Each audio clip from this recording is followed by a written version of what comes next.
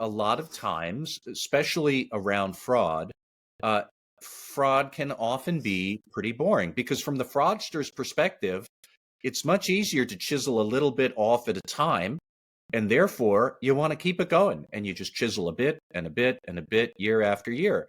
And that can be hard to find. So you really do need to keep in mind some basic block and tackle capabilities, such as doing audits on expense reports, which, like I said, is boring. However, that's where the fraud is so often going to be, is in that nuts and bolts stuff. Hello, everyone. This is Tom Fox back again with Matt Kelly for another episode of our award-winning Compliance Into the Weeds. Matt, I want to first shout out to our fans in the UAE for putting us in the top 10 in technology and management. Thank you, Tom. It is nice to hear that we are popular around the world. So, Matt, there was a story, I think last week, but maybe a couple of weeks ago, around the Atlanta Hawks from the National Basketball Association.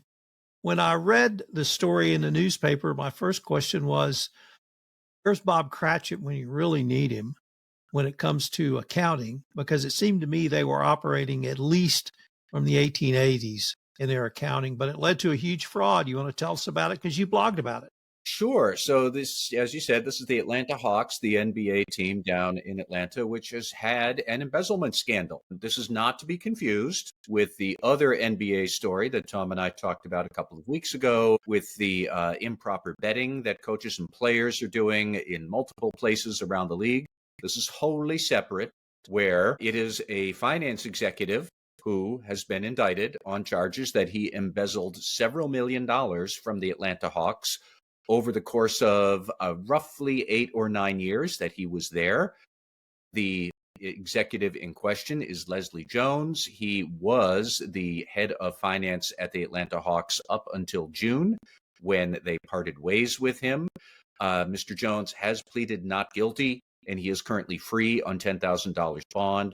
So we don't yet know his side of the story, other than he says the charges are not true, and that's all we know. But from what we see in the indictment, this is sort of a textbook case of executive who is abusing his or her position in the finance function to embezzle money on what? All sorts of goodies, such as a luxury Porsche, luxury vacations, concert tickets, I think, theater tickets, all the lavish spending you always see, jewelry for his mistress, or I should say for a female romantic partner. I am not clear on whether Mr. Jones is also married or not, but he was involved with somebody at the Atlanta Hawks. She also is now no longer involved with the Hawks, but he was embezzling money to shower her with nice gifts, such as Louis Vuitton clothes and jewelry and things like that. All of it pretty much a textbook case of weak internal controls, weak segregation of duties. We could keep on going from there. We have heard this many times before about how executives exploit their position, embezzle money to live a lavish lifestyle, then they get indicted. Same story, different organization. This week, it is the Atlanta Hawks' turn behind the woodshed. Here we are. Matt, it turns out there were a lot of compliance, I'm going to say compliance, culture, and more specifically internal control lessons from this case, but they were the basics. You want to go through the basics with us? Well, I mean, the basic thing here is internal controls on segregation of duties, which is, and I suspect most listeners already know this, nobody should have enough duties that overlap that he or she could exploit his position for improper financial misconduct, or really any type of misconduct at all. But, for example, Mr. Jones joined the Hawks in 2016 as Director of Financial Planning and Analysis, a routine financial role. Then he moved up the ranks, Vice President of Financial Reporting in 2018, Senior Vice President of Finance in 2021. He was essentially, from that point on, the head of finance, the chief accounting officer at the Hawks, second only to the CFO of the team from 2021 on through 2025. But throughout all of that, he amassed more and more power by rising up and up the ranks. And that's something I think about a lot. Internal auditors would say the issue here is the principle of least privilege. that you have all the privileges you need to do your job and no more. And that's it. I think the trap here is that we often think about it in terms of junior level people should not have extra duties that let them do senior level stuff, because that might open the door to fraud or embezzlement or, I don't know, improper financial reporting or something like that. We could go on and on. The important point to me was that we should always remember the principle of least privilege also should run backwards. The higher up you go in an organization, you also only need the privileges you need to do that job and no more. A senior level person should not still have the same privileges he or she had when they were a junior employee. For example, if you are CFO of a major business, no, you should not have the ability to add a new vendor to the vendor master list. That is beneath you. That is why you have underlings in the finance function. Or should you, the CFO or corporate controller, have an ability to look at and document and, frankly, mess around with expense reports of underlings? Probably not, because you are higher up.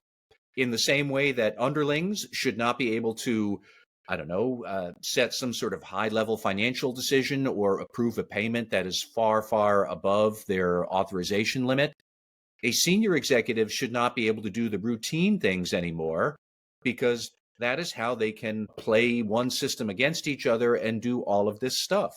That is really how Mr. Jones allegedly committed the misconduct here, is that he was approving expense reports and reviewing expense reports at the same time. He would be able to direct people to approve things. He could add documentation. He could remove documentation. A lot of the documentation was allegedly false. All this sorts of stuff. It's segregation of duties 101. Internal auditors can help you with it. External auditors can help you with it. Principle of least privilege. Junior people shouldn't be able to do senior level stuff, but at the same time, senior level people should not be able to keep doing junior level stuff as they move up the org chart. That was the big thing that jumped out at me. We can talk about how exactly it worked at the Atlanta Hawks with Mr. Jones, but keep an eye on the theory here. It's all about access and ability to get things done. Keep it curtailed. I would like to spend some time on your thoughts around privileges around full of least privilege, because I found that very interesting, very prescient, potentially insightful, but I really wanted to explore a couple of things on that point, Matt. If you are a higher up and you're going to have responsibility for basically everything in your department, shouldn't you have the ability to at least view, if not have editor status, if I can use that term? Number one. And number two, I certainly understand that a junior employee should not have privileges up. But if a senior employee doesn't have privileges down, are we re-siloing in a way that is going to be antithetical to an overall more holistic approach to whatever the corporate function might be, here finance? I would phrase it more like this, is that moving up does not always mean more power to do things. It only means really you have more power to make decisions. And then other people further down the org chart do the actual things. They carry out the decisions. And you can make those decisions with proper documentation and so forth, so that if you make a bad decision or you make an unethical or fraudulent decision, because you can't force that through without proper documentation, that bad decision would therefore stick out like a sore thumb. That's the goal. You might have, many times I have written about accounting fraud, for example, where the issue is that a senior executive changed the estimate for some critical measure. What is the refunds, the volume that we're going to get from customers unhappy with products? It's not going to be 6%, it's going to be 10%. Can the CFO change that estimate? Sure, yes, he should have that ability to do that. But can you just change it willy-nilly without the right documentation? No. That's where the policies and procedures need to kick in, that if you make some decision to override controls, to change an estimate, to do something else, you have to back it up so that the underlings can see this is a appropriate decision to make. even though it's overriding controls? Or this is a crazy decision, and who on earth thinks this is a good idea? Should I maybe report it to somebody else, like the compliance team, like the board, like the internal auditor? That's the mechanics here. Tom, you had talked about silos. I would think more here, not in terms of silos, which people think of as vertical. I would think in layers, horizontal. The CFO, the corporate controller, they exist at a top layer, and they do get to make some decisions. They do get to review things. But further down at lower levels, lower layers, is where junior people actually carry out the orders made by the senior executives. Now, you can have strict documentation requirements. You can have clear policies so that as the order comes down from layer A to B to C to D, by the time it gets down to the lower layer, people have all the documentation to know I should do this, or they see, okay, here's the marching order. This documentation is incomplete. This seems really fishy. I don't know that we should do it. That's the anti-fraud structure or mechanism that people should be thinking about. And how do we put that in place? Like I said, internal audit teams, external audit teams, audit consultants, they are always happy to have these sorts of discussions. You can also, at the same time, still think about segregation of duties, such as adding a master vendor or approving payments to a vendor. Should the same person be able to do that? Probably not. But could junior employees do that where CFOs don't? Yeah, probably. I think that would be fine. But we're talking about different duties segregated by silo vertically versus marching orders and transactions and decisions, which are made layer by layer, I guess, vertically as opposed to horizontally. I might have got my adverbs messed up for a minute there. But it's a patchwork that you have to think through, up and down and across, and making sure that everybody can do what they need, but are constrained from doing anything else unless they properly document why it's happening. And that's the theory of how to prevent these kind of abuses. That's called a multidimensional chess game. No, said internal control was easy. We can get all of our Mr. Spock memes going for this podcast later on. One other thing in your blog post, and then perhaps one other I wanted to explore on this issue, and it's the third point, which is, hey, we talk a lot about AI. We talk a lot about continuous control monitoring. We talk a lot about a very broad look at a lot of data. But here you suggest sometimes you have to take a deep dive into a very narrow set of data. And that's why you have internal audit. And that's why they do audits. So could you say a few words about something we may not have talked about for a while, which is, we still need to take a deep dive with audits? We still do, which is how this embezzlement scheme apparently came to light, is that the Hawks were doing an audit on expense reports, which is just about as pedestrian and boring and plain vanilla as you can get. However, that is what happened here. And that is how this whole thing came to light, and which led to the indictment against Mr. Jones. It just reminds us that a lot of times, especially around fraud can often be pretty boring, because from the fraudster's perspective, it's much easier to chisel a little bit off at a time. And therefore, you want to keep it going, and you just chisel a bit and a bit and a bit year after year.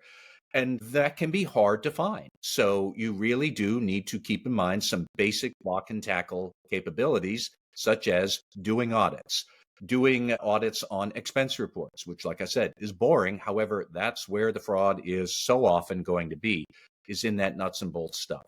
Could AI help you out with that? Sure. Could we talk about some sexy issues around AI governance and data analytics? Sure. But still, fundamentally, you have to do it. And you have to know that doing the boring routine stuff is often crucial to uncovering frauds that are happening, which very often are boring and routine. And they're designed to look that way, as somebody chips off 3 or 4 cents out of every dollar. If you can do that, then you keep the train going, which is what fraudsters and embezzlers often try to do. So it's that. And I loved that detail, that this all came to light because of an internal audit of expense reports, which is boring stuff, and yet it is so important. I'd like to explore another area. I'm going to call it a control, but it's a control outside of the controls you wrote about. And that's the control of when someone is promoted to senior management. HR or some other group needs to take a very deep dive and do due diligence on that person, because I think we found rarely do people wake up one day and say, I'm going to start stealing money from the company. Now, even if they've been a great employee as they've gone up the chain, you detailed in your blog post suspicious purchases, sports cars, luxury vacations, expensive trips, sporting, very high profile sporting events. And I've been in organizations where when you made that leap from manager to VP or director, you had to go through a level of due diligence. What about something along those lines for someone who rises to the level of Leslie in this case? Well, I think it's a good point. And maybe we could start by thinking through when anybody is promoted from, say, rank and file employee to manager for the first time. In the ideal, and at most large companies, the HR team thinks about that a lot. And how do we support this person as they go from rank and file to manager? Being a manager, you have different challenges and you are faced with different skills and capabilities you need to cultivate. And HR is good at that. We need some sort of analog about the ethics and integrity risk that comes along with promoting somebody first up to manager and then second through the management ranks up higher and higher. I suspect that's going to be awkward, especially if they are longtime employees. And let's remember, Mr. Jones was hired in 2016, according to the indictment. And, allegedly, he began embezzling almost immediately, but lots of people do not. And, you have to think through, as we are promoting this person, giving them more and more power, are we sure that they have the integrity to be able to wield that power wisely? And then also, are we collectively, HR, internal audit, finance, maybe all three together, are we sure that we are putting the right constraints around this person so that even if they act unethically, that's going to be really hard for them? They're going to block the ways to do that. And if they do behave unethically, we are going to be able to detect that fairly easily, thanks to our policies, thanks to our financial systems, thanks to our documentation requirements, thanks to the broader control environment.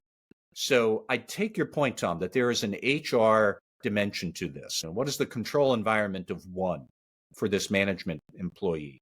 But at the same time, you can't easily disentangle that from the internal control constraints that should be put around any management employee, regardless of who they are. They shouldn't have the power to do the thing. And that doesn't matter if they are great, awesome integrity, or if they are vile, evil, and totally unscrupulous. The internal controls to prevent that should be existing irrespective of the person and their integrity quotient, if I could put it that way. Matt, I'd like to turn to another blog post you wrote around a FINRA fine for First Trust portfolios, I believe. I got that name right. Yes. Yep. FINRA slapped him with a $10 million fine for excessive gift giving. This perhaps was a little more sexy, but it was certainly a little more fun. What struck you about this? Yeah, so this was FINRA, the regulator for broker-dealers, imposed a $10 million fine on First Trust Portfolios, which is a securities wholesaler. So it sells products to security retailers that you might encounter as you're walking down the street and you see various broker-dealer firms trying to get your business. FINRA fined them $10 million. That is not a record-breaking sum for FINRA, but it's a big sum by FINRA standards. You see them bigger, but not that often. And what had happened, allegedly, is that, or not even allegedly, settled. First Trust has neither admitted nor denied any culpability here, but they just settled. The consent decree says that from 2018 into 2024, First Trust employees were just lavishing gifts onto their sales prospects, these other employees at other broker-dealer firms. Now, under FINRA rules, you are only allowed to spend $100 per sales prospect per year on entertainment. Yes, that is low. FINRA knows it's low. FINRA might raise it someday, but they didn't raise it yet. And so $100 per person per year. And instead, here is First Trust, where they were dropping $1,800 for Broadway tickets here, or $400 for a high-end bottle of wine there, $3,200 for courtside seats at an NBA game, things like that. They were showering sales prospects with these gifts. Clear violation of FINRA rules. Second, they then fabricated and altered documentation to their own internal record keeping system to cover up the spending. So they would routinely list sales prospects who were in attendance at these events, but the prospect actually was deceased or they were no longer in the broker-dealer industry, but they were padding their reports to make this splendiferous spending look a little bit more palatable.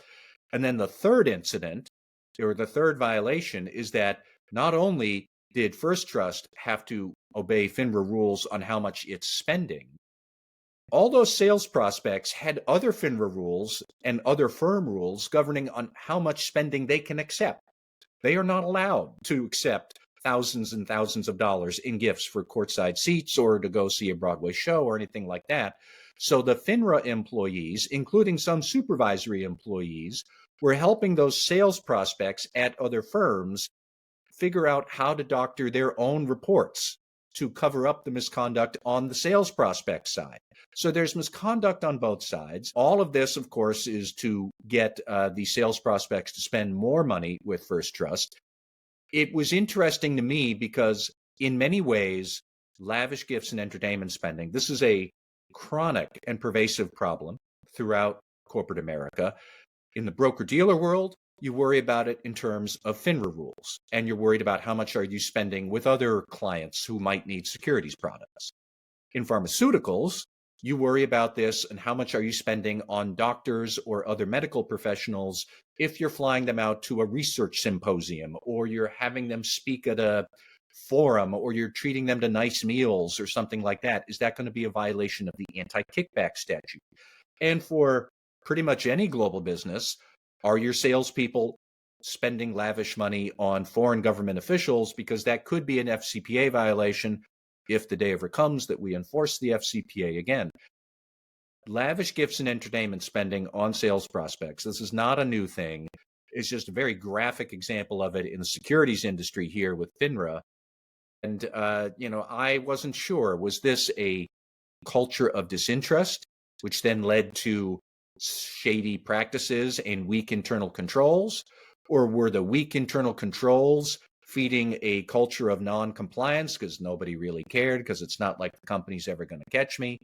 Was it both feeding on each other? It's just a powerful reminder of how money sloshing around to win business is such a corrosive effect on corporate culture and a regulatory violation at the same time. Well, Matt, seems like a great way for us to end this podcast. Let's see what next week brings us. Thank you, Tom.